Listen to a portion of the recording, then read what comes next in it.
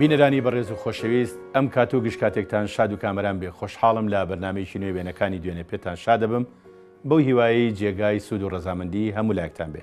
میوانی ئەم جاری بەرنامەکەمان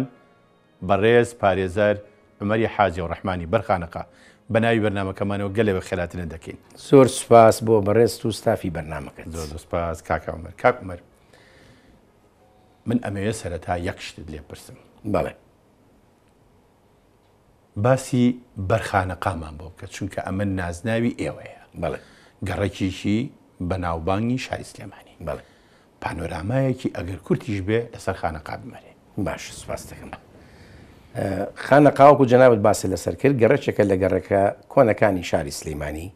ئەو گەڕەکە لە ئەساسا وەختی خۆی ئەوەی کە من بەبیرەوەری من نییە، بەس بۆمان جێڕاوەتەوە، باوکمی جێڕایەوە، خوا عافیان کە.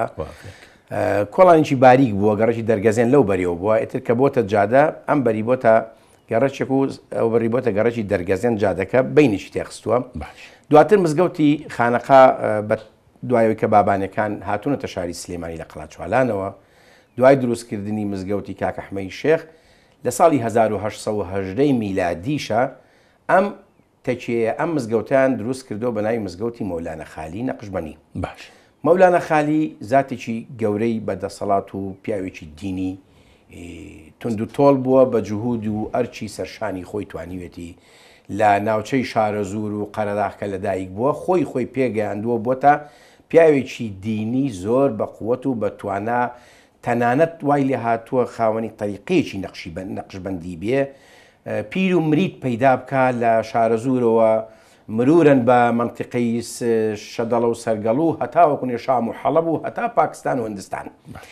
ئەم پیاوە توانیوێتی توانایەکی گەورە بۆ خۆی بە عیلمەکەی خۆی بە ڕێگا دینەکەی خۆی دروست بکە. بۆیە گەڕەکی خانەقا لەسەر ئەم پیاوە کەڵە پیاوە، ئەم پیاوە بە توانایە ئەم خانەقا ڕێک و پێکە، ئەم خانەقا ناودارەکە شوێنی پێگەیاندنی قوتابی دینی و دەرزوتنەوە و مەکتەبەی باشی تیا بووە ناونراوە. دواتر خانەقا یەکێکە لەو گەڕەکانی بەڕاستی کە زۆرینەی خەڵکی شاری سلێمانی چەند گەڕەکیەوە سلێمانی سابونکەران بووە، مەڵکەنی بووە، کانێسکان بووە. دواتر گەڕەکی یەکێکە خانەقاش لە گەڕەکە لە گەڕەک و جادە ناودارەکان خەڵکی کاسب و خوێنەوار و پیاوی دین پەرست و پیاوی دینی لە مەلای ناودار و لە ڕۆناک بیر و لە ڕۆشن بیر و لە دواتر لە سەردەمی بزوتنەوەی ڕزگاری خوازی گەلی کوردستانە پیاوی سەرکردە و پیاوی شۆڕژگێر و پیاوی تێکەوشەری زۆر تیا هەڵکەوتووە. خانەقا مەڵبەندی ئەم جۆرە پیاوژنانە بووە، ژنی بە ئەمەکی تیا هەڵکەوتووە، ژنی دەزڕەنجینی تیا هەڵکەوتووە، ژنی خاوەندین و چاکە و باشی تیا هەڵکەوتووە. گەڕەکێک بووە زۆر بەدەنگ یەکتریەوە بوون، هەموو گەڕەکانیش تەقریبەن زیاتر پەیوەندی خزمەتیان زۆر بەیەکیەوە بەستون لەو ناوچەیە. بۆ میسال بەرەی ماڵی باوکی من بەرەی عەمەرخانەکان لە سەرکارێز بۆ خوارەوە تەقریبەن لەوێ هەمویان کۆبوونەوە. ماڵی باوکم بۆ ماڵی بڵین حاجی عەلی باپیری من، ماڵی مەلا حسێنی حاجی مەلا مارف بۆ ماڵی مامە غەفور بۆ ماڵی مەسەن حاجی حەسەنی لۆکە بووە. زیاتر ئەم خزمانە ئاڵاون لەو گەڕەکە و بۆ خاتری ئەوەی کە مزگەوتی خانەقای مەولانە خالیدی لێ، چونکە باو باپیرانی ئێمە خۆیان بە پیر و مری مەولانە خالی زانیوە. باشە، منە لێ پرسیارێکم هەیە. بەڵێ. بێژگە لە خانەقای مەولانە خالیدی نەقشبەندی خانەقای مەحویش هەیە هەر لەو نزیکانە؟ خانەقای مەحوی ئەکەوێتە خوار فولکەی بەرخانەقا، خوار حەمامی سوورەت، بەدەستی ڕاستە بەڵێ بۆ لای حەمامی سوورەت، بۆ سەر شەقامی خوارۆژادە تازەکە خانەقای حاجی مەلا عەلیشی لێیە. کەواتە ئەو ناوچەیە سێ خانەقای تایە. بەڵێ. یەک پرسیارم ماوە لەسەر ئەو پێشێکیە، بە یەک کەلیمە خانەقا یعنی چی؟ خانەقا لە لای من واتای خانەقا لە لای من ئاخر واتاکەی یعنی من نامەوێت داخلی ئەوە ببم بچێتە بابی گەڕەکچێتی و شارچێتی، بەڵام لە لای من هەموو کوچە و کۆڵانەکانی سلەیمانی، هەموو شار و شارۆچکەکانی کوردستان خانەقایە بۆ من، چونکە خانەقا مەڵبەنی گەلێک ژن و پیاوی ڕۆشنبیر و تێکۆشەر و بە ئەزمون و پیاوی دنیا و دین سەرکردەی بزوتنەوەی ڕزگاری خوازی گەلی کوردستان لەو گەڕەکە زۆری تیا هەڵکەوتەوە، لە ئازال لە ژیانیشان شکر و بەردەوامیشن لە خزمەتکردن. ئەمە وێڕای چی؟ وێڕای ئەوەی ئەم خانەقا گەڕێکی لای ئێمە بەخیلیش نەبووە لە پێشکەشکردنی شەهید بۆ بەدەستهێنانی مافەکانی گەلی کورد بە پۆل شەهیدیشی پێشکەش کردووە سەراپای هەموو ئەمانەش مەڵبەنی حەزرەتی مۆلانە خالیە کاکە ئەم زاتە گەورەی تایە بۆیە لای من خانەقا هەموو ڕابردوومە و هەموو داهاتوشمە کەواتە ئەم پیاوە خانەقاییە باسێکیمان بۆ بکە ئەو پیاوە ئەوە هەزار سڵاو لە گیانی پاچی ئەوە باوکی منە حاجی ڕەحمانی حاجی عەلی حاجی عەبدوڵڵای حاجی عەزیزی عەلافی پێڵێن لە ئەساسا لەو دەوروبەرەی خۆمان لە سەر و مزگەوتی شێخ مەعرفەوە ماڵی باپیرم لەویا بووە دواتر کە باوکم لە دایک بووە لەو ناوچە ماوەتەوە وردە وردە کاسپی کردووە بۆتە ئەوەی کە خەریکی میهنە کۆنەکەی باپیری بێ کە پێوتری عەلافی گەنم و جۆ و ئیتر بەرووبوومی کشت و کاڵی فرۆشتووە پیاوێک بووە حەزی بە خزمەت و چاکە و باشە و من نامێ باسی بکەم خەڵک ئەکرێ باسی بکە باوکی ئێمەیە و 5 کوڕ و 7 کچی پەروەردە کردو و من لێرەوە سەر خوشک و براکانێ عەلافەکانی سلێمانی حاصڵاتی گەنم و جۆ و ئیتر نۆکە و نیسکە و شتانەیان فرۆشتووە سەرچاوەکەی لە کشت و کاڵی دەور و پشتەوە هاتووەتە عەمبارەکانی باوکت و عەلافەکانی سلێمانی باوکە یەکێک بوو لەوانەی کە زەوی قۆرەخ بکە بەرووبوومەکەی ئەم ساڵەی فڵان کەس لە زەویەکەیە بۆ خۆی بێ ئەمان وان نەکردووە نە ئاهاتن بڵین قۆرخی بەرووبوومەکە بکەن ئاهاتن ئەوەندەی من لە بیرمە لە کۆنا لە چلەکانەکە و جێڕایەت و هی من نییە ئەیان جێڕایەوە بە ئیجار ئەرزیان ئەگر لە ساحێبی مڵک لە ئاغاکان لە بەگزادەکانی جاف مەسەن من لە بیرمە باوکم ئەی جێڕای و ئەوی لە عەبدوڵڵا بەجی جاف بەشێک لە زەرانم گرتۆ بە ئیجار خۆم ئەیکەم بە تۆ و خۆم ئەی چێڵم و خۆم دوای دروێنەکەیەکە و خۆم زارعی بۆ پێیاکەم بەڵێ هەموو شتێکی دواتر وەک مولکانە بەشی خاوەن مڵکیان ئەدا نیسبەتەن ئیتر ئەوەش خۆی و شانسیان ئەو کاتە ئەگەر ساڵ باران باش بواە مەسەن زەوی زەرعات باشە و بەرهەمەکەی ئەگەر ساڵ باران کەم وایە بەرهەمەکەی کەمە بوو کەم و زۆرەکەی ئیتر ئەمان خۆشیان نەدایە دەست قەدەر ئەم کاروباری کشت و کاڵانە کرد و چۆن بەرهەم بەهاتایە کوانە کرد و کاتی خۆی باشە ئەمە شوێنێکی تری هەر جەنابی باوک تا حاجە و ڕەحمان بڵێ ئەمەوێ بزانم ڕێک دوکانەکەی لەکوێ بوو بڵێ ڕێک دوکانی باوکم لە بیدایەتی دەست پێکردنی بە کاسبی لە بیرەوەری منان نییە ئەمە باوکم خۆی ئیجێڕایەوە محتەمەلیشە خوشتی گەورەم لێرە سڵاو ڕێزم بۆ هێ لەگەڵ حاجی عەلی کاکما بزانن دوکانی باوکم لەبەری ئەمبەر بووە کاتی ئەو جادەی خانەقا کۆڵان بووە فترێک لەگەڵ حاجە و ڕەحمانی مەلاسەئی کاسبی کرد ئەو جادەی کە ئەچێتە بەر خانەقای مەولانە عەلی خانەقای مەلا عەلی مەبەست ئەو جادەیە ئەو جادەی کە ئیسا دەرگای مزگەوتی مەولانە خالی لەسەرە کە لە فولکەی خانەقاوە دێ بەرەو گردی سەیوان کاتە شەقامی سەیوان بەڵێ ئەوە کۆڵان بووە دواتر کە کراوە بە جادا ئەو بەشێک کە ئیستاژ لای ئەزال محەلی خۆمانە و هەر خۆمانی تیاین ئەوە خانووی ماڵی باوکم بووە هەر لەوێ دوکانی دروست کردو هەتا ئەمڕۆ ئەو محەلە ماوە ساڵی چەند لەدایک بووە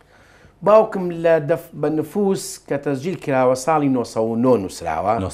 1990 بەڵام خۆی هەموو جارێکی جێڕایەوە ئەیوت من موالیدی 1996م بەڵام کە بۆچی بە 1990 نووسراوم لەبەرەوەی حرب و سەفەر بەر دروست بووە بۆ ئەوەی ئەمیش تاقانە بووە نەکەوێتە بەر شاڵای سەفەر بەر حرب تەمەنیان وان وسیوە کە گوایان مناڵە ناتوانێت بچێ داخلی ئەم شەڕەبێ شەڕی جیهانی بووە سەفەربەر بووە نازام چی بووە ئەو کاتە شەڕی ڕووز بووە بەڵێ بۆیە لە ئەسڵا موادی 1996 کەی وەفاتی کرد لە 26 هەشتی 1986 ڕۆژی دووهەم ڕۆژی جەژنی قوربان بوو 26 هەشتی 1986 وەفاتی کرد بەڵێ باش بێجگەلەوەی کە پیاوێکی عەلا بوو سیفاتەکانی تری چی بوون ئارەزوەکانی باوکم بۆ خۆی هەتاوەکوێ ئەو ئەخیرانە کە ئیتر وەکو هەموو کەسێکە نەخۆش ئەەکەی و پیرەبی و بێتاقە دەبێ زۆر حەزی بە گەڕانە کرد باش زۆر حەزی بە گەڕانی دەرەوەی شارە کرد حەزی لە سەیران بوو بۆ میسال هەچی جومعەیە بەهات لە بەهارانە پێی خۆش بوو نەکرد خۆمان دراوسەکانمانیشی کۆکرە بە تایبەت ماڵێکی زۆر بەڕێز بە تەنیشتمانەوە بوو ماڵی حاجی عەزیزی ئەولیان پێوت خۆی و دەستە کچەکانی و لەگەڵ خۆشەکانی ئێمە کۆیەکردنەوە باوکم و ئیتر دروستێکردنەوەی دیال لە کاکەشت تەرتیبکەن دوو سیارەمان هەبوو ئەچین بۆ سەیران دواتر بێ لە ئەمە دوو سیارەکە نییە کاتان بوو بەڵێ بێ زەبت ئەوە سەیرانێکی قەشقۆڵیە حەزی زۆر لە سەیران و گەڕانە کرد دواتر حەزی لە سەردانی کەس و کاریش زۆرە کرد باوکم پەیوەندی خزمەتی زۆر بە قووەت و بەتوانە بوو وێڕای هەموو ئەمانە سەردانی یەک پیاوی بە تایبەتێکرد لە مەزادخانەکە هەموو جومعەیەک ئەبوایە بچوە سەری لێ باە هەتا ئەو پیاوە عەمری خوای کرد من ناوەکەیم بەداخەوە لە بیر چۆتەوە ئەمووان وت باوکە بۆ چۆچێت ئەچم بە لای وەستام ئەو وەستایە منی گەورە کردووە شاگرد بووم وەختێکە 7 ساڵ بووم شاگردی ئەو بوو پیاوێکی بەتەمەند بۆ گوایە ئیشی سەراجە و چەرم و شتیان هەبووە باشە تۆ ناوەکەی زۆر کۆنە من لە بیرم چۆتەوە ئەم وێنەیە دلیلی ئەوەیە کە حەزی زۆر لە سەیران و لە پەیوەندی کۆمەڵایەتی بۆ ئەم شوێنە شار ئەو شوێنە نیە کە باس ئەمە جارێکی کەیەتی ئەمە چوونەتە لای تابینەوەی ئەوە دایکمە دانیشتووە ئەوەش باوکمە ئەمان سەلامی برامەکە بە تشکان دانیشتۆ لە تێکی دەرکردەوە باوکم خۆیەتی دانیشتۆ زۆر حەزی لە دەشت و سەیرانەکە باوکم ئێوە وێنەتان هەیە لەگەڵ عەرەب زمانە ئەمانە چیان باوکی لەگەڵ ئەوانە هەیە بەڵێ ئەمانی چیان ئەمە کۆنگرەیەکی چوارهەمی غورفەی تیجاری عێراقا ئەوە بەسڕەیە ئەم بیدایەتەی لای چەپەوە ناسمەوە هەتا ئەگاتە تەنیشتی باوکم ئەوە ئیسماعیل حەدادە تەنیشتی باوکە ئەمەی یەکەمیان ئەوەی قاتەکەی لە بەرای کاک ئیسماعیل حەدادە ئەمەیان نەخێت لە دەستی لای چەپی منەوە قوربان ئەمەیان ئەوە عەرەبە نایناسمەوە ئەویش ناناسم ئەویتر ناناسم ئەویتریانەی چوارم کەس باشە پێنجەمیان ئەوە باوکمە حاجی ڕەحمانی حاجی عەلی ئەوانی کە عەرەبی ئیتر عێراقن کۆبوونی غورفەی تیجارەیە ئەو عینگە لە چاوەی تەنیشت فێست بەسەر عەرەبەکە ئەوە خوا عەفریکا شێخ ئەحمەد جەلال تاهایە ئەو کاتە ئەو لێپرسراوی غورفەی ژووری غورفەی تیجاری سلەیمانی بوو کە ئەکاتە مێردی پەریخانی سەری پەری خۆشناوە مستەفا خۆشناوە ئەوی تریشان عەرەبە ئەوی تریشان حاجی ڕەحمانی مەلاسەعیە خوای لێ خۆش بێت باوکی کاک عەزیز باوکی کاک عەزیز و کاگەنوەر ئەوانی کە ناناسمەوە ئەمەش هەر وێنەیەکی تری ئەو مناسەبەتانە بێ پێم وایەوە نییە المؤتەمەر الرابع بەڵێ ئەمەش مؤتەمەرێکی کەیانە لە سلەیمانی کراوە ئەمە باشە ئەمەی لە دەستی لای چەپی جەنابتەوە ڕاستی جەنابتەوە یەکەمیان عەبدولی حاجی محەممەی سلوویە ئەمەی با بڵێن ئەوەی لە کوردەکەی لە بەرایە نەخێت لەم سەرەوە با بڵین ئەمێن بەڵێ ئەفەنەکە ئەویترنا ئەویترەوە عەبدولی حاجی محەممەی سلوویە خوالی خۆش بێ ئەویتر ناناسمەوە چێە ئەوانە ناناسم چیە ئەمەیان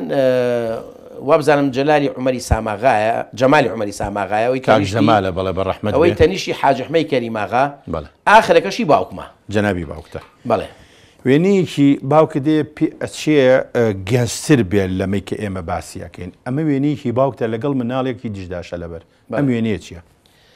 ئەوە وێنەیەکە تاریخەکەی ساڵی 48 وابزانم بەڵێ ئەمە کاتێک ئەو مناڵە کاکمە حاجی عەلی برامە لێرە و سڵاو ڕێزی بۆ نێرم و هیوام وایە سیحەتی باش بێ ئینشاءڵڵا ئێمەشی ئەوە ئەگە سەری جلوبەرەکانکەی ئەو زمانی کەوا و سەڵتە بۆ باوکم لەبەری کردو و لەگەڵ کەوشیان کلاشێکی هینە دەستکردە لە پیانایە کاکم دژداشەی لە بەرایە کاکم زۆر نەخۆش بووە و کاتە تووشی لۆزەتەین بووە قوڕگێشەی هەبووە باش لێرە دکتۆرێکی لێ بووە دکتۆرەکە ئینگلیز نازانی ساڵی چەندەوە 48 بەڵێ وایە وێنەی حاجی عەبدوڕەحمان و عەلی کوڕی لە کەرکووک ئەچوون بۆ عەمەلیات ساڵی 48 لێرە دکتۆر ئینگلیزەکە پێڵێ کاک حاجی ئەمە عیلاجی لێرە نییە بۆ نایبەی بۆ خەستەخانەیەکمان هەیە لە کەیوان ئینگلیزی باش بیبە لەوێ نامەیەکی بۆ ئەنووسێ و ئیتر باوکم ئەیبا بۆ کەرکووک لەوێ لە خەستەخانەی کەیوان عملیاتێکا و 3-4 ڕۆژە مێنەوە و خزمەتێکی زۆر باشە کرێن و کولفەی نابێ و چاگە بێتەوە کاکم و پاش 3-4 ڕۆژ بە پاسی تەختەی هێنێتەوە باشە ئەسڵی حاجی عەبدوڕەحمان بەڵێ هاتووە ئەسڵی با و باپیری حاجی عەبدوڕەحمان ئەوەندەی من لە مامە جەمالم بیستی بێت جەمال ئاغا یادی بەخێر بێ و ئینشەڵڵا سیحەت باشە بێ ئەو لە دایکەوە بن ئامۆزای باوکمە ئەڵێ ئێمە لە ئەسڵا پێچێ لە دەی دەرگەزێڕینەوە هاتبین ئەم دەرگەزیێنە با و باپیری ئێمە دروستمان لە نزیکی هەمەدان بەڵێ لەسەر تەسمیەی گەڕەکی دەرگەزێڕینەی هەمەدانەوە ئەمە ژوێنەیەکی تری جوانە ئەمە یەکەمیان لەو سەرەوە جلڕەشەکە ئەو باوکمە جەنابی باوکتە ئەوی تریشان جەمالی عومەری ساماغایە جەمالی بەهەشتیە بەڵێ خوالی خۆش بێ ئەوەش حاجی ڕەحمانی مەلاسەعی خوالی خۆش بێ ئیتر مناڵەکە نازانم چێ و ئەوی تریش نازانم چی نازانی چێ ئیتر ئەمە لەگەڵ تیجارەتا تێکەڵاو بوون زیاتر چالاکیەکانیان چۆتە سەر مەسەلەی غرفەی تیجارە و بەڵێ ئەو کات ئەمان مؤسیسی غرفەی تیجاری سلەیمانی بوون و ئەندامی چالاک و کارای غرفەکە غرفەی تیجارە نەبووە لە سلەیمانی ئەمان بە هەوڵی ئەوەی من بیستم بە هەوڵی هەڵناگرێ شێخ ئەحمەد جەلال خوالی ڕازی بێ هەوڵ ئەدەن لە بەغا موافقەت وەرەگرن و دێن ئەو غرفەی تیجارە لە کەرکووک بووە ئەڵێن ئێمەش تاجیرمان هەیە بۆ ئێمەشی بکەنەوە هەیە سلەیمانی شارە دیارە دێن ئیتر کۆمەڵی تاجیر کۆ کاتۆ لەمانە باوکم و ئەو پیاوە بەڕێزانی ئەو زمانن غرفەیان دروست کرد بە بیرەوەری جەنابە حاجی ڕەحمان هەر کاوچاکەتی لەبەرە کرد بەڵێ بەنە بەڵێ ینی ئەوەی کە تۆ بیرە دێ بەڵام لە 48 تا لەگەڵ کاکتاکە چوون بۆ کەرکووک کاوە سەڵتەیە بە بیرەوەری تۆ کاوە سەڵتە هەبوو یان هەر بە کاوچاکەتی من بە کاوە سەڵتەی نەمدیوە ڕسمێکیکەی کۆنیشی هەبوو نەماوە بەداخەوە بەهین بوو شەروال و کورتەچیان پێوت قۆپچەی پێوە و ناوەکەی لۆکەی تیابوو خۆی ئەویدەویت ئەمە بۆ سەرما لە بەرمان کردەوە و کاتی خۆی سەڵتەی ناودار بەڵێ قۆپچەی پێوە بوو دواتر لە دوای من نەمدیەوە باوکم بە کەوا و سەڵتەوە بەڵام ئەوەی من دیمەتە کە چاوم کردوێتەوە هەتا 26 کە ئەمری خۆی کرد هەر ئەم جلانی لەبەرکەوا و سەڵتەیەک و سوخمەیە کەوا و چاکەت و سوخمەیەک چاکەتەکەی لای خەیاتی جلی پیاوانە دووری ئەلەکسەر لای مەدهۆش خەیاتی سەرجادە بەڵێ لای وەستا مەدهۆژەی دووری لەو ئەخیرانە لای جەمال و عومەر یادیان بەخێر کەوا کەشی وەستایەکی تایبەت هەبوو لە مەزادخانەکە و هەر وەستای کەوا بوو ئەوانە تاجریش بوون و شوێنیشان زۆر دیوە بە فاسۆنی ئەسڵ نەبووە ئیداریان ناکرد فاسۆنی ئەبولخەروفەینی ئەمەش هەر وێنەیەکی تری دلیلی قسەکانمانە کە کاوچاکەتیان لەبەرایە بەڵێوە لە ساڵی 60ەکانایە باوکمە ئەوەی کە وەساوە لەگەڵ یا حاجی ڕەحمانی مەلاسەعیا ئەوەی کە دانیشتووە حاجی ڕەحمەی ڕەشی بەخاڵە باوکی دکتۆر جەمال ئەمەیان باوکتە بەڵێ ئەوان باوە حاجی ڕەحمانی مەلاسەعیا ئەوە ناناسمەوە چێە بەس ئەوی تریان حاجی ڕەحمەی ڕەشیە باوکی دکتۆر جەمالوان هەموو خوالیان خۆش بێ ئەوە چوونەتە سەیرانی ئاوێسەر ئەگەر ئێمە باسی کەڵەژنێک نەکەین کەڵەژنێکی با بڵێن هاوکاری باوکێ بەرنامەکەمان نوقسانە بێت ئەم کەڵەژنێکیە ئەوە دایکمە هەزار ڕەحمەتی لێبێ 5 کوڕ و حەوکچی گەورە کرد هەوڵ و جهودێکی زۆری لەگەڵ سەرف کردین تەنانەت بەخۆشمان و مناڵەکانیشمان و میوانیشمان لەسەر سفرە تا ئەو ڕۆژی ئامری خوای کردووە هەمومان دانانیشتنایە و دەستمان بەنان خواردن نەکردایە دایکم دانانیش دڵی ناسرەوەمان بوو دانانیشەوت ئێوە کەی تێرتانخوا من ئەسرەوە میتر ئیسراحەت ئەو بۆ تێرە بوو دایکم بەڕێکەری هەچی میوان و خزمەت و کاری ماڵی ئێمە بۆ ئێمە خۆ دەزانی جاران مناڵ یەک لە دوایەکە بە گەورە بچووک دروست بوون یەک بە دوایەکە جوهودێکی زۆری سەرف کردووە ئافرەتێکی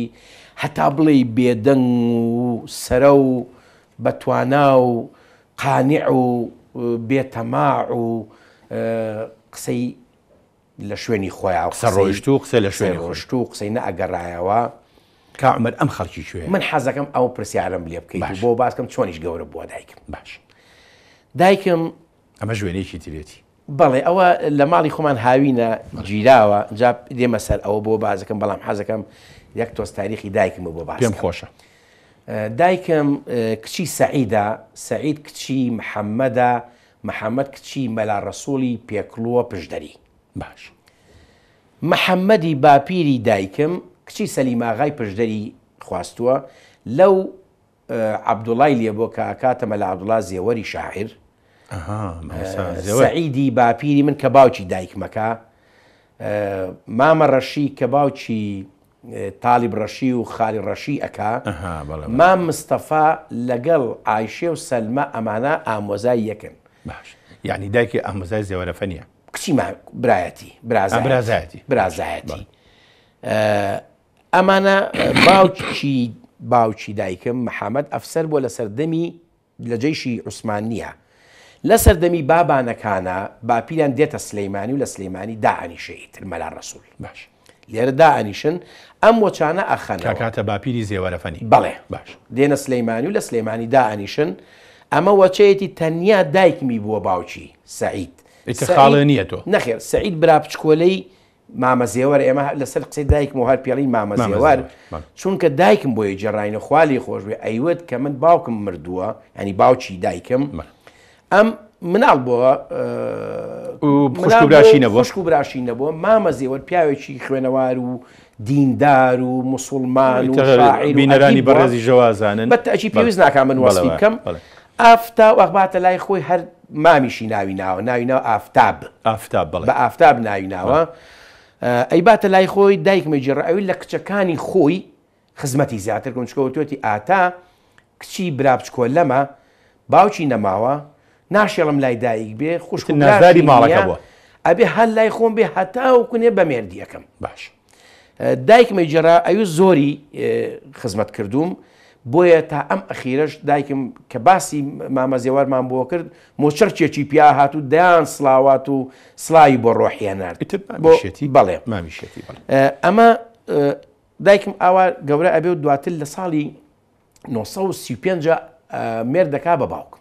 1935 بەڵێ ئەیدا بە باوکم مامەزێوەر هەر خۆشی بە وەکالەت مارەیەکە ئەڵێ من ئافتاب زۆر نازارە لەم ناهێڵم ئەبێ هەتا ئاخر لەحزە خۆم لەگەڵ یابم ئیتر هەر پەیوەندیشان زۆر خۆشە بێم دایکی باوکم دایکم ینی دایکی دایکم ناوی عاسمە بووە نەنچی منەکە ئەمە بەرەی باوکی بەرەی دایکیشی لە جەماعەتی شێخەکانی حەقا بڵین لەوێەوە بڵێ سەر بەوان بۆ ئیتر قسمەت ئەوە زەواج کرا و تەنیا ئەم مناڵی بووە تەنیا ئافتابخانی بڵێ باش ئیتر چۆتە ماڵی خۆی و ئەمە ژوێنەیەکی ئەوە بڵێ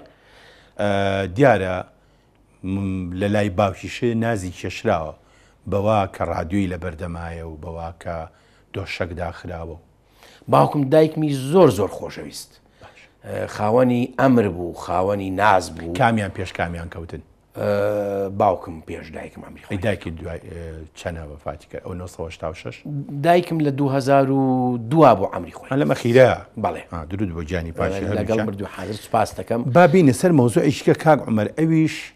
تۆ خۆت چەند لە دایک بووی وە ساڵی چەند من خۆم ئەخیری 56 لە دایک بووم بەیەکی دەی 57 تەسجیل کراوم 56 لە دایک بوو بە 57 بەڵێ من دایک مەیوت ئەم خانووی بەرخانەکە کە ئیستا من کردومانە بە ساحە باش ئەو خانوویکی بچوکی بەتەنیشتەوە بووە وتی باوکتان ئەم خانووی تعمیر ئەکرد بینە ئەم دیوە چووکە تۆزێک زۆر بوو بوون ئیتر مناڵەکان لەو خانوو بچووکە بڵین جێمان نەبووتەوە ئەو خانوتی بەردێک لە ناو خانۆکە هەیە بەردەکە من خۆم دەرم هێنا بەڵام بەردەکەمان ناشتووە لە ناو هینەکە هەر هەڵم گرتوتم با بمێنێ دایکم بە وەستاکاڵێت تاریخی ئەم دروستکردنی ئەم خانوم بۆ بنووسە هەڵکەنراوە بە 1955 کە دەستیان پێکردووە زۆری خایانە خۆ دەزانی خانوویی گەورە بوو خانۆکەمانویتە ژووری دە 12 ژووری تیابوو هەمووی دووقات و خش لەسەر خۆکویستان نەبوو ئیش بە سەریعی تاوا بێ لە تقریبان بڵین نزیک پاییزی 56 تەواوە بێ ئەچینە ناوی دایکوتی ئالیا من تۆم بووە یەکی دەی ساڵی 1956 بەڵێ ئەمەد بە کەژاڵخان وتووە بە مەزبوطی بەڵێ قوربان ئەزانێ زۆر باش ئەزانێ کەواتە با پێکە وچانێک بین دوایی دێنە سەر درێژەی بابەتەکانمان بە خزمەت خۆشەویستان وچانێک و دێنەوە خزمەتتان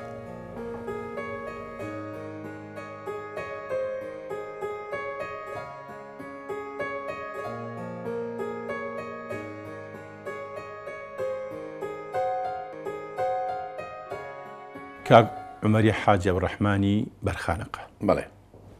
وێنەی زۆر جوانت لەگەڵ خۆت هێناوە منت سەرسام کردووە بەڕاستی ئەم وێنەیەکی زۆر جوانە ئەمە عەسرە چایە بەڵێ ئەمە ئەوە دایکمە ڕەحمەتی ئەوەی تەنیشتی شەوبۆی خوشکمە ڕەشەکەیان بەڵێ ئەوەی بن دیوارەکە سەلامی برامە ئەمەی تریان نەجاتی خوشکمە ڕێز و سڵاوم بۆیانێ نەجات ئیسا خانەنشینە خێزانی کاک مامۆسا نەوزادە باش مامۆسا بوو لە مەحەدی فنونی جەمیلە ئێمەش سڵاو ڕێزمان ئەو ڕەشەکەشان شەوبۆی خوشکمە خێزانی شیروانی عادل عیرفانە ئیسا لە پەنسیلڤانیان لە هارسبۆرگن لە زۆر باشە لێرەوە ڕێزمان هەیە ئەمەش دیارە هەر لە عەسرا چاک گرنگی پێدرا بەڵێ ئەمە ئەوەی کە دانیشتۆ لەولایەنەوە ئەوە ناجی خوشکمە خوا ئافریکا ئەوەشیان خەجەی خوشکمە ئیسا مامۆسای خانەنشینە خێزانی ئازادی حاجحمەی مەڵکەنیە لێرەوە ڕێز و سڵاوم بۆی هەیە باشە ساڵی چەند بووی بە یاریزانی هەڵگرتنی قورسایی من زۆر بە مناڵی لەگەڵ کاکما ئەچوینە ئەو یانەیە کەبوو لە گەڕەکی خانەقا بڵین بینی مزگەوتی خانەقا و بینی ئەو بازاڕی حاجی ساحی قاسم ئەوە ماڵێکی زۆر گەور بوو ماڵی مامە جەمال بوو ماڵی جەمال ئاغا بوو ئەم وێنەی ئەو کاتێ ئەو کاتێ ئەو من تقریبا 5 ساڵ 6 ساڵەکە بووم کاکمانە چوون یاریانە کرد منیش دوایانە کەوتم چووکە دار و درەختوشتی زۆر خۆشی تیابوو ماڵەکە زۆر گەورە بوو ئیتر ئەو دومڵەسان نا بەدەستیان ئادی بەدەستی بۆم بەرز ناکرایەوە بەدەستی ناوم پێ بڵێ هی ئەو سەردەمە کە وەکو کاکە یاریزان بوون یعنی بەجددی با بڵێن ئیشی لە جوانیانە کرد چییە بوون ئەوانە واللهی من نازام ئەوان زۆر پاڵەوان نازان حەمە ڕەشی ئەحەشانە ئەوەی کە بزانم لەگەڵی کاکم یاریە کرد مامۆستا کەمالی حەمەی قەپانچیانی پێوە لەگەڵ مامۆستا حەسەن غەفور یادی بەخێسا و لە ئەوروپای و مامۆستا کەمال لێرەیە ئەمان سیان بوون ئاهاتن ئەم نادیە و ویتر هینیان هەبوو تیپێکیان هەبوو لە سەر شەقام دوکانێکیان گرتبوو تیپی دووگۆڵی و تۆپتۆپیانیانە کرد و خەریکی تۆپتۆپیان ئەوانە بوون بەس من مناڵمەوان کامل ئەگەر تۆ بۆ خۆت لەگەڵ کاکتانە بوایە لەو تەمەنا بۆ نەبوو بچیتە ژوور بە حیاتی ئیزنی نایان باوکم بچمە دەرەوە بچمە ئەو شوێنەش ئیلا مەگەر لەگەڵی لە برا گەورەکان بەتەئکید ئەو باشە لەوەش ئەچێ زۆر لەسەر ئارەزوەکانت نەمابێتەوە مەسەرەن بۆ نەوە دوایی بووی بە یاریزانی تۆپی پێ بەڵێەوە لە گەڕەکی خۆمان تیپێکی جوانمان دروست کرده بوو تۆپێکی سێپەنجاییشمان هەبوو تۆپی لاستیک بوو تۆپەکە تۆپی من بوو من کڕی بووم بە سێپەنجایی گەڕەکە و گەڕی یاریمانە کرد ئەچووی لە خوار شیوی قازی لەوێ ساحەیەکە بوو لای هۆمەرمەنگان تۆپەکەی تۆ بوو تۆپی من بوو زۆر مهم بوو وەکو تۆپی دەولی وا بوو تۆپە ئەنجا بێزگەلەوە ڕەفیقیش زۆر بوو کە تۆپەکەی تۆ باشە یەکێ لەوانە ئیسام یادی بەخێر لەو ڕۆژانە باسیشی لەسەر کرد بە خزمێک ماتووی خۆزگەم بە ڕۆژەی کە تۆپتۆپیانمانە کرد فەریق شیروانی ئەو ڕەحمانی سەیعەلی ئیسا لە هەولێرە سڵاو ڕێزم بووی دواتر برادریچکەم لەگەڵا بوو شەهید بوو لە چیمەن ئیقبالی وەستاد جەمال ئازادی حەمەی چەخماخسازیشم لەگەڵا بوو وێنەمان هەیە بە یەکەوە ئەویش مهندس و دواتر بە نەخۆشی ئەویش کۆچی دوایی کرد حەمەیکی بووین حەمەی برای ئینگلیزیان پێوت ئەویش ئیتر تیپێکمان دروست کرد و کۆمەڵێک بووین بۆ خۆمان تۆپتۆپیانمانە کرد و گەڕەکی هەمیشەش دۆڕاو بوون بەخوا ئیتر ئەشمان دۆرانۆشمان بڵێ بەڵێ وارڕێکەوت تۆ لە گەڕێکی خانەقاوە بە مناڵی سەر ڕۆبی بچی بۆ کۆڵانە دوورەکانیش واللهی بە کۆمەڵە چوین بە کۆمەڵ ئەچوینە سەرگۆل و ئەچوینە قاوەخانی سەرچیمەن و ئەچوینە کانێسکان و ئەو وێنەیە ئەوە یادگارێکی زۆر جوانە ئەوە بە بیجامە و ڕۆژی بۆ دوور زاوە زۆر مهمەسەیە و بیجامە خەتخەتە کە چەند جوانە و کاتە باشڵێ توی شەکر و چەند ماشەڵڵا بەڵێ ئەوە لای دەسە چەپی منەوە ئەوە خۆمم کامیان ئەمەی کە بلوسێکی ڕەشم لە بەراوە لەگەڵ بیجامەیەکی خەتخەت ئەمە بەڵێ ئەوە خۆمم ئەوەی تەنیشتم فەرهادی حاجی مەلافەرەج ڕێزم بۆ هەیە لە سویدە هەم خزمی خۆشمە ئەوی دیشیان حەسەنی حاجی سەعارەشە چوو بینە کانسکان من لەبەر خانەقا و بە بیجامەوە ئەچوین بۆ ئەوێ بۆ یاریکردن بۆ کانێسکان بەڵێ چووکە حەوشی عومەر لە خانەقا و بۆ کانێسکان بە بیجامەوە زۆر خۆش بوو جۆمان ئەداکە وەکو ئیستا نەبوو زۆر مهم بوو بیجامان لەبەر طبعاً وایە کاکە ئەمە ژوێنەیە کە عەکسی بیجامەکەی ئیتر زۆر جوان ژیرە ئەمانە چیان ئەوە جەژنە باشە ئەوەی لای دەستە چەبج لە کوردێ گەورەکە و خۆمم باش ئەوی تری سەلامی برامە سڵاوم بۆی هەیە مامۆسای سەناعی ئیسا لێرەیە ئەوی تریشان نەسرینی خوشکمان ڕێزم بۆی هەیە لە من بچووکترە ئیسا خێزانی ئازادی حاجی حەمەسەعی بەقاڵە ئەوە لە ماڵی خۆمان گرتمانە جەژن بوو باش ئەمەش هەروێنەیەکی جوانە ئەمە لەگەڵ چی ئاگرتوتەکە بەڵێ ئەو مناڵە ئاواتی کوڕی نەجیبەی خوشکمە ڕێزم بۆی هەیە ئیسا لێرێ و کاسبە خۆمە وازم لە پۆلی یا 5 یا 6 ئیبتیداییمە و کاتە باشە کاک عومەر هیوایەتی چەکت لەکەیەوە بۆ دروست بوو تۆ چەکبازی حەزت لە چەک بوو من قەت حەزم لە چەکبازی نەکردووە تۆ لە مناڵیەوە فرچکە پێ تۆ چۆن شتی ئەوە وەڵاهی ئەوە ڕەسمان لە جەژنە عادەت بوو ئەوە نییە ئیتر دەمانچەیەکی تەرەقەمانەکری تەرەقەی تیا بوو باشە ئەوە هەر ڕسمی ئەو جەژنەیە دەمانچەی تەرەقەمانەکری و تەقەتەقمان پێ کرد خۆش بوو کاک عومەر ئەمە ژوێنەیەکی خێزانی زۆر جوانی ماڵی ئێوەیە بەڵێ ئەوە زۆر کۆنا ئەو جل کوردیان شێ سەری ئەو سەستارخانی لە بەرای ئەوە خوا لی خۆش بێ کاکە عوسمانی برامەوە کاعوسمانە ئەنجا باوکتە بەڕ ئەوە جەناوی باوکمە بە ڕەحمەت بێ ئەمەی تەنیشتی ئەو پشکۆلەی کە شتێکم کردو بەلای دەمەوە ئەم منم باش ئەوەی پشتەوە دایکمە ئەوەی دەستم خۆ سەرشانی خوا عافیکەوەش بەکری برامە کاکە بەکرە خوافیکە بەڵێ ئەوەی تەنیشتی بەکری برام ئەوە شەوبۆی خوشکمە ئەوەی تەنیشتری ئەوە هینە نەجاتە یادیان بەخێر بێ ئەوەی کە وەستاون لە پشتەوە ئەوە باجیمە خوشە گەورەکەمە نەجیبەیە یەکەمیان دواتری ناجی خوشکمە خوا حافیکە تەنیشتەکەشی خەجەی خوشکمە ئەوەش مناڵەکانی باجیمە خەبات و خەباتە لە باوەشمانە خەبات کچە گەورەکەی بوو ئیسا لە لەندەنا ئەمە ماڵە گەورەکەی بەڵێ ئەمە ماڵبەردی بناغەکەی تایە دایکت دایناوە ئەوە ماڵەکەی بەرخانەقامانە کە هەمومانێتە تیادانیشتوین شتێکەیە ئێستا لە سلێمانی گرنگی پێنادەن من دڵنیام جەنابە تا سەردەمی ئێمەش نیوەی یادگاریەکانمان لە حەوشەیە بوو ئێستا مناڵی تۆ مناڵی من یادگاری لە حەوشەیان نییە بە دەلیلی ئەوەی قەنەفە بە چەرچەفەوە لە حەوشایە لە ماڵی ئێوە قوربانەوە سەکۆیەکمان هەبوو ئەو سەکۆیە هەر عەسی لێها لە هاوین و بەهارە ئاوڕشێ نەکرا و بەڕێکی لەدا ئەخرا ئەو دوو قەنەفەیە چەرچەفەکەی پیا ئەدرا و ئەمە بۆنی گڵی ئاپرژێنەکەش لەلاوە بۆ کاک ئاسۆ بڕوات ببێت تام و لەزەتی ئیستای هەچی خان و خانەوادەمان هەبێ هەچی بینامان هەبێت تامی ئەو سەکۆی نادا لەسەر سماوەر چایەک لێ ئەنرا و گوڵە بە ڕۆژە ئەخورا و دراوسەکانمان بانگەکران ئیتر ئەبوو لەگەڵ کچانە قسەی خۆش و سوحبەت و ئەم ئاوە بتڵانش نەبوو هەمووی لە مەکانەکەی خواردەوە بە یەک جامیش بەڵێ ئەوە ها تەرمۆس دوو تەرمۆسدانراوە لای پەنجەرەکە ئەمەش هەر نمونەیەکی ترە جەنابتی لە ژێر لاولاوەکەی وەنیە زۆر ڕاستە ئەمەش ئیتر جێگە دانراوە بۆ فێنک ببێت بۆ کاتی نووسن ئەوە سەر لە ئێواران ئەو جێگەدا ئاخرانجا ئەو جێگەیە ئێمە 12 کەس بووین 12 قەرێڵە بە چواردەوری حەوشەکە داخرا دائەنرا ئەوەش هەمووی چەرچەفی بەسەرەوە بوو چەرچەفی سپی پاک خوا عەفویکە هەمووی ئەکسەرەتی ناجی خوشکم بە دەستی خۆی چنینیانە کرد ئەتەمینیانە کرد جوان و خۆش بوو تۆ زانین کە عومەر ئەم وێنێ ژوێنێ تۆپەکەیە بەڵێ ئەو وێنێ ئەوەی کە تۆپەکەی بەدەستەوە خۆمم ئەوە زۆر مناڵم ئەوەی تەنیشتیم نەسرینی خوشکمە ئەوەی بەردەمم شیرینی خوشکمە ئەویتریژان حەمەی بابە عەبدوڵای پێڵین باوکی باوە پیارەی باو دایکم بووە وەختی خۆی باشە پشتەوەشی نەجات و شەوبۆی خوشکمە باش ئەم مناڵێکی ئەوە ڕێز و سڵاوم بۆی هەیە زۆر لێرەوە ئەوە کەژاڵی هاوسەرمە کەژاڵخان بەڵێ کەژاڵخانی هاوسەر کەژاڵخانێ چۆن ناسی کامەر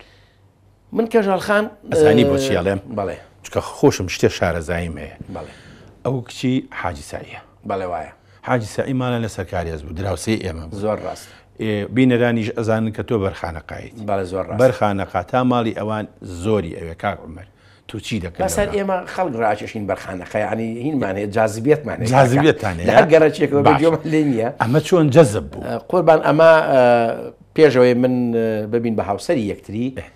پێش 4-5 ساڵ ئازادی برای نەسرینی خوشکمی خواست بوو خواستوتی ئیسا خێزانم ژنومێردن بەیەکەوە لەگەڵ کاگازاد هەیە بەڵێ ئازاد ڕێزمان هەیە بۆ کاگازاد و کاکەمال و ئێمە شەروەها ڕێزم بۆیان هەیە ئیتر هاتوچوو ئەکرا و بەڕاستی ئیتر منیش بۆ خۆم چاوم خسووە سەری و ئیتر هەل لە بیدایەتەوە بەڵێ هەل لە دوای نەسرین خان و بەخوا ئیتر خراپ نەبوون یعنی خێزانێکی زۆر ڕێک و پێکن ماڵێکی زۆر چاکن بۆیە ئێمە بووین بە هاو بۆیە بووین بە خزیان بەخۆی و دیا لە ڕێگەی نەسرین خانەوە یان وەڵاهی ئیتر خۆ قەنات هەبوو قەنەوات هەبوو خیشی تیا کرد بەڵێ تۆ مەحامیشی ئەزانی کە چۆن دەبری حاڵی خۆ بکەیت بەڵێ بۆی لێ دەرچی بەشێنەی ئەمەش خەزوورتە بەڵێەوە خوالی خۆش بێەوە حاجی حەمە سەعید بەقاڵە باشە کاکە ئەمێنێ لە لای من زۆر جوانە ئەوە بەڵێ جوانترین یادگاری ژیانی منە ئەوە ئەو ڕۆژەیە کە چواری چوار کەژاڵخانم نیشانە کرد دوای جلە کوردی سپیەکانی کردی بە جلی کوردی ئەوە لای تەنیشت خۆمەوە دەستە چەپی من ئەوە دایکمە خوالی خۆش بێ ئەوە خۆمم ئەوە کەژاڵخانی هاوسەرمە ئەوەش هەر خوالی خۆش بێ دایکی دووهەممە حاجی خانمە خەسوومە دایکی کەژاڵە ئەویش وەفاتی کرد بەڵێ ئەویش خوالی خۆش بێ وەفاتی کرد کێکەکەتان کە دروستان کرد بوو بۆ ئەو ڕۆژە چەند قات بوو واللهی وەبزانم 5 قات وەڵا 5 وڵا دەرچوویت کەژاڵخان لێرەوە پێ دەڵێم لە گرنگی زۆریاوە بە هەموو ئەو شتانی کە پەیوەندی بە بڕوات ببێ هەموو ژیانمە کەژاڵ لەبەرەوە هەموو یادگارەکانی لەلام تەبعە هەمووی لە ژیانمایە. کاک عومەر تۆ ئەدەبی تەواو کرد یا عیلمی؟ من ئەدەبیم تەواو کرد. پێش ئەوە ئەچووی بۆ سینەماوە نیە؟ زۆرە چوون بۆ سینەما بڵێ ئەوە زۆر یادگارەوە جەژنێک بوو زۆر خۆش بوو. باشە ئەوەی سەری لەو سەرۆ با دەست پێ بکەم لە لای دەستی ڕاستی جەنابتەوە هەزار ڕەحمەتی لێبێ و ئازادی نە ئەوەی سەری ئەوسەر ئەمسەر ئەوە ئازادە مهندیس بوو دوای لەتر لە زانکۆ بوو ئازادی حەماغای چەخماخساز ئەمەیان بەڵێ ئەوە بەرامبەری یەکتری بوون دەرگامان لە بەرخانەکە. ئەمە کام سینەمایە؟ ئەمە سینەمای هینە سینەمای ڕەشیدە ساڵی 60 و بزانوێ بەڵام خۆی سینەما نزیکتان هەبوو دڵشا آخر بەخوا ئەو کاتە نۆچۆ فلیمە ئەو ڕۆژە حەسان لێ نەبوو ئەوە جەژنە سینەمای تر خۆ دەزانی ئەو کاتە فلیمی عەسابە و هەرقل و ئەمانە باغیدا لەو باغیدا زۆر خۆش بوو. بەڵێ ئەوەش کاک جەمالە خوا عەفوی بە نەخۆشی مرد تەنیشتی ئەو منم بڵێ ئەمەشیان سەلامی برامە کاک سەلامە بەڵێ ئەمەش نەوزادی برای ئازادە ئیسا دکتۆرای هەیە لە زانکۆیە سڵاو ڕێزم بوو. ئێمەش سڵاومان هەیە بۆی پێشوەخت حەزەکەم ئەم وێنەیەش ببیندرێن. بەڵێ ئەمانی چیان؟ ئەمەوە بە هەیبەتە کێ؟ زۆر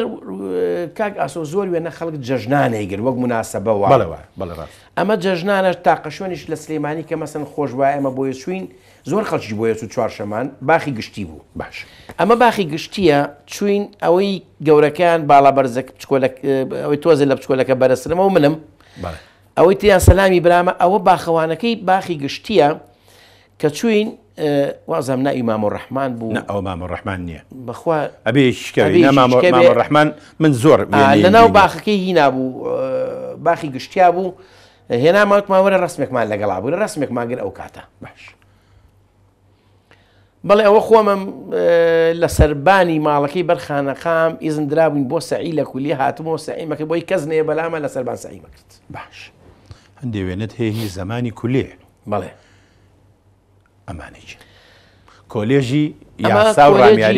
ڕامیاریە لە زانکۆی بەغا لە ڕاقی بە خاتون بوو. باش ئەوەی لای دەستی ڕاستی جەنابتەوە ئەوە کە عەبدوڕەزاق ڕێزم بۆ هەیە ئیسا ڕئیسی محکەمەی ئیداریە لێرە ئەوەی تەنیشت ئەو حاکم قارسەعیە ئەوەش ڕئیسی دادگای تاوانەکانە ڕئیسی محکەمەی جنایەتی سلەیمانیە ئەوەشیان کاک فاروقە ئیسا حاکمە لە کەرکووک خەڵکی کەرکووکە ئەوەشیان خۆمم ڕێز و سڵاوم بۆیان هەیە لێرە. باشە ئەمەش هەر وێنەیەکی ئەو سەردەمەیە ئەمە لە پۆلی یەکی کولیە بووین چوین بۆ سەیرانی بەڵێ چوون بۆ سەیرانی نەورۆز بوو ئەوان منم تەنیشتەکەم خۆشیخانە ڕێز و سڵاوم بۆ هەیە خێزانی حاکم سالارە خوشی کاکسۆران ئەوی تری نەجات خانێکە لەگەڵمان بوو کەرکوچیە ئەوی تریان شەهلاخانە ئەوی شەر حقوقی بوو یادی بە خێریسا لە ئەوروپایە ئەمەی دەستی ئەمیشکە هەر لە هەڵپەرچین ئەوە شار کاک عومەر جەباری سا حاکمە لە شارە زۆری سڵاوم بۆ هەیە ئەمەی تەنیشتیشی کە لە تەجی دەچۆ کاک ئەمینە کەرکوچیە. باش ئەمەش کڕێوەی سلێمانیە. بەڵێ و کاتی بەفربارینێکی زۆر خۆش بوو ئەباری کات بۆ زانمانی یەکە ئەوە ساڵی هەفتاکانە ئەوەی یەکەمیان دەستی لە جیفانە کاکمە حاجی عەلیە سڵاو و ڕێزم بۆ هەیە دووهەمیان کاکە عوسمان مەخوا ئافریکا سێهەمیان تەهاڕەشی خەیاتە ئەوە پورزای دایکمە چوارهەمیان عەلی زۆرابە ئەوە پیاوێک بوو هەل لەگەڵ باوکمە لە پێش من لە بیرم بێ لەگەڵ باوکما ئیشێ کرد و بە هاوکاری باوکم بوو پیاوێکی سەرڕاست و دەستپاک و چاوپاک بوو ڕەحمەتی لێبێ. باش ئەم وێنێشمان بۆ ڕاوە بکە سێ پیاوی کەڵە. بەڵێ چیان ئەمانە؟ یەکەمیان لای جەنابتەوە لای دەسەرڕاستەوە قات لە بەرەکەیان نە ئەوەی ئەمەیان بەڵێ ئەوە لا لە سەرحا سەرحەی خەلفیۆنسا باشە ئەوەی ناوەڕاست کوێ خاسمالی تەلانە بەڕەحمەت بێ هەزار ڕەحمەتی لێبێ ئەوەی تریشان کاکە عوسمانمە بە ڕەحمەت بن ئەوە چووین بۆ سەیران کوێ خاسمایل هات لە دەڤەری ئەوان بووین بە خێرهاتنی کردین. باش ئەی ئەمایان چییە کاک؟ ئەوە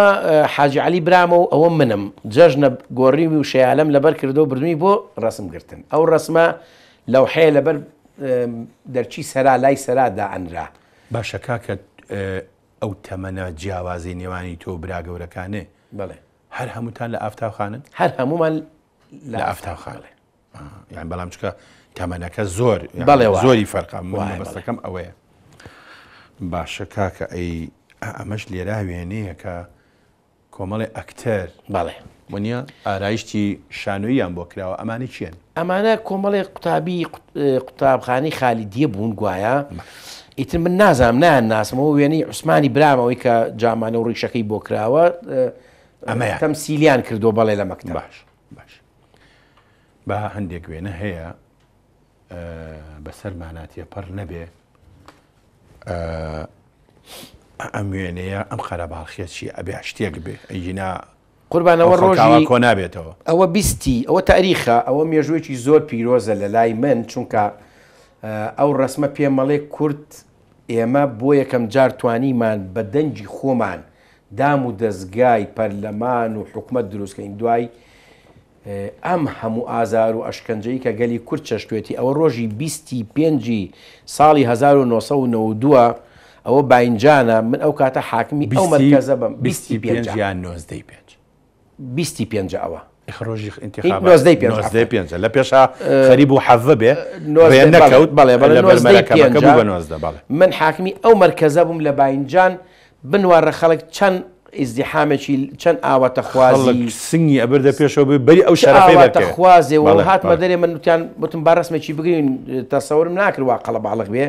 ئەنجا لێوە دەرکەوە گەلی کورد چ ئاواتە خوازی و تینووی دیموکراتیەت و سەربەخۆیی و ئازادی ڕاستەوە ماوەی لە خولی چەنەم و چەنەم ئەندامی پەرلەمان بووی لە خولی دووسێ خولی دوو خولی سێ ئەمە لێرە وەکو نوێنەری سەرۆکی پەرلەمان ئەوە جنابی سەرۆکی پەرلەمان کە عەدنان موفتیشمان لەگەڵایە پرۆژەی باخچەی نێرگزمان لە هەڵەبجەی شەهید ئەساس دانا ئیتر کاک عەدنان تەکلیفی کەوتی حەزەکەم هەندێک مشارەکە بکەین یعنی منی لوتفی فەرموو چوون هەنێک بۆی جێ دەستمان دیار بێ لە لێژنەی یاسایی بووی دەو کاتە لەو کاتە لە لیژنەی مافی مرۆڤ مافی مرۆڤ ئەی لەم کاتەیە ئەمان خولی سێهەمە لە لیژنەی مافی لە لیژنەی یاساییم لێوە باشە وێنەیەکی تریش هەیە هەر زۆر جوانە حەزەکەم ئەمەش بینەران بیبینن قوربان ئەوە ساڵی هەشتەوە بزانم هەشتاونۆیە ئەوە چوونەتە پردی دەلال ئەوە ئەگەر یارمەتیم بە یەک تۆس قسەی لەسەر بکەم با ڕسمەکە تعریف کەم جا حەزەکەم شتێکی لەسەر بڵێم ئەوە لە دەستی ڕاستی لای جەنابتەوە کە دەست بسۆتە پشتەوە ئەو پانتۆڵە ڕساسی و چاکەتە ڕەشە ئەو منم خۆمە جەنابتی ئەوی تریان کاک محەممەد سادقە پارێزەر بوو مدیری زەریبی عقار بوو وەختی خۆی کۆمیسیان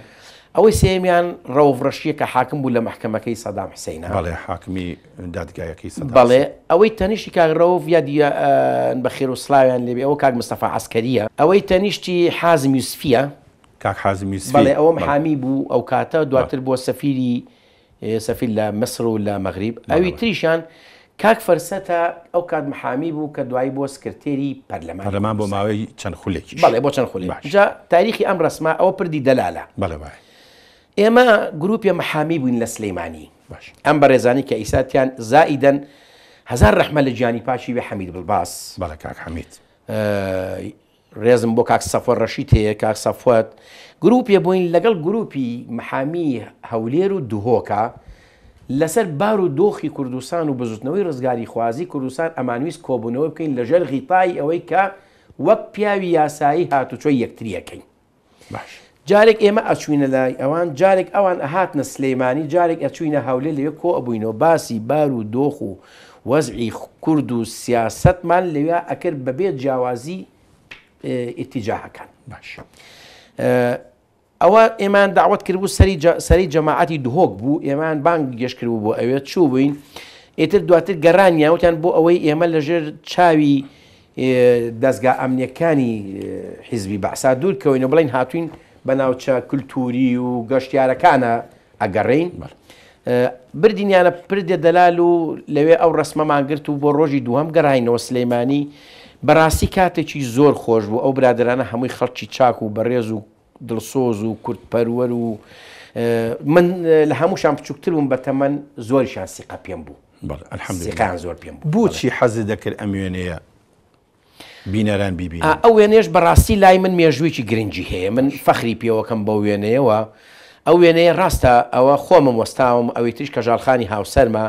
ئەوی تریشان دڵدارخانە خێزانی کا حەمید بڵباس ڕێزمەتی ڕێزم بۆی هەیە خوشی بەڕێزی منە چونکە زۆر پەیوەندەکەمانۆکو خوشک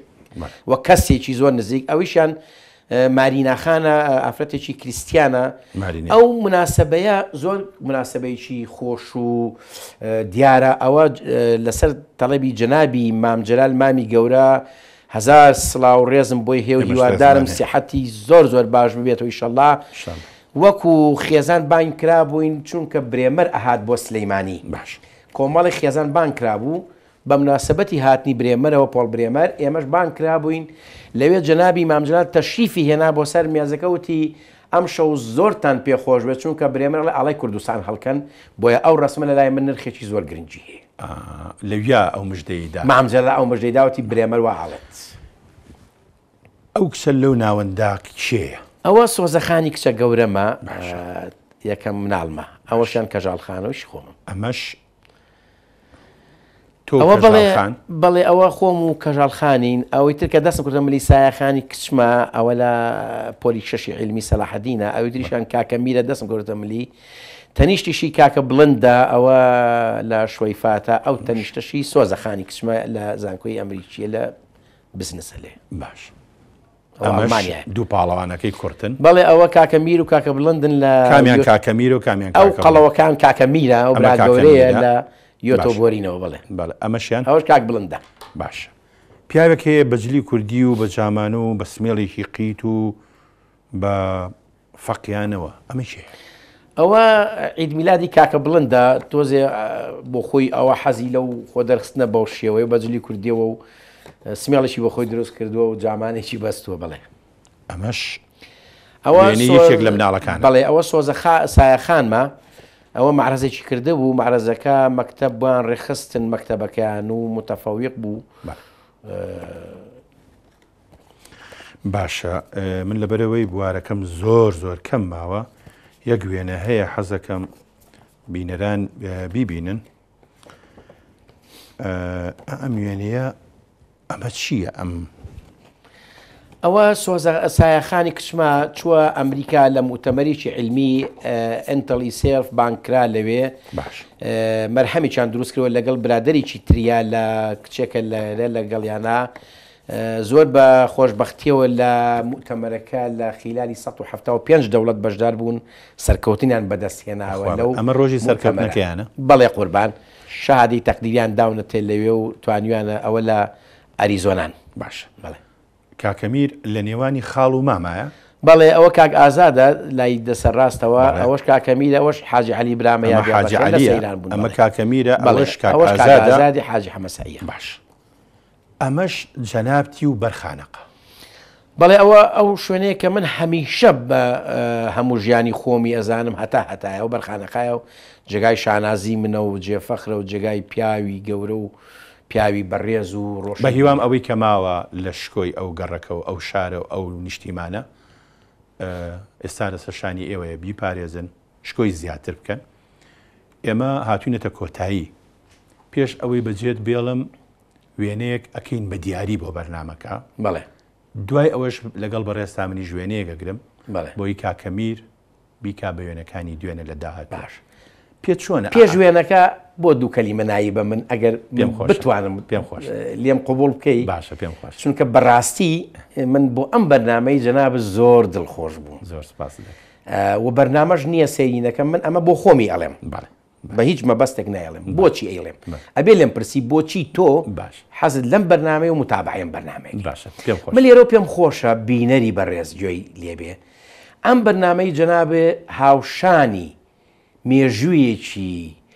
کۆن و تازەی خەڵکی سلەیمانیە بە میهنەکانیانەوە بەناو ئەلقابەکانیانەوە بە بنە و بنەچەی شاری سلەیمانی بە زیندووکردنەوەی کولتورێک کە ئەم شاری سلەیمانی شارێکی زیندووە من بیدایەتیشتم شارچێتی ناکەم بەڵام شاری سلەیمانی شاری خۆمە ئەگەر من وەسفی پێوە بکەم فەخری پێوە بکەم چۆ شارێکی زیندووە ئەم زیندوەتیە من پێم وایە جەنابێ لە ئارشیفێکی نەمرا زیندوو ئەیهێڵی تۆ بۆ داهاتوو پێشم وایە پێم وایە ئەمەی جەنابەت لە داهاتووە ئەکرێتە مەزدەر بۆ ئەو کەسانی کە بیان لەسەر کولتوری شاری سلەیمانی بنووسن یا بخوێنەوە یا بزان ئەو میهنانە و ئەو سنعاتانە و ئەو ناوانە لە چۆ هاتوون ئەم گەڕەکانە چێن ئەم خەڵکانە چێن ئەم زاتانە چۆن دروست بوون بۆیە من بەڕاستی ئەم بەرنامەی جەنابێت تەبیکاڵم بەرنامەکەی جەنابێ لەگەڵ هەموو لەگەڵ هەموو ستافەکەتا لەگەڵ کەناڵە بەڕێزەکەی کورساتا هیوای تەمەند درێژی و بەردەوامی و سیحەت باشی و دەستخۆشیتان بۆ ئەوە بەڕاستی شادێک ئێمە فەخری پێوەکەین لە کۆتایە ئەم وێناکەین بە دیاری بۆ ئەوەی بە وێنە دوعاخوازی لە بینەر بکەین. زۆر جوانە دەست خۆش بێ ئەوە سپاس بۆ جەنابیشت کاک عومەری حاجی عەبدوڕەحمان بەرخانەقا زۆر سپاس دەکەم. خۆشەویستان تا بەرنامەیەکی تر و کەسایەتیەکی تر خواتان لەگەڵ.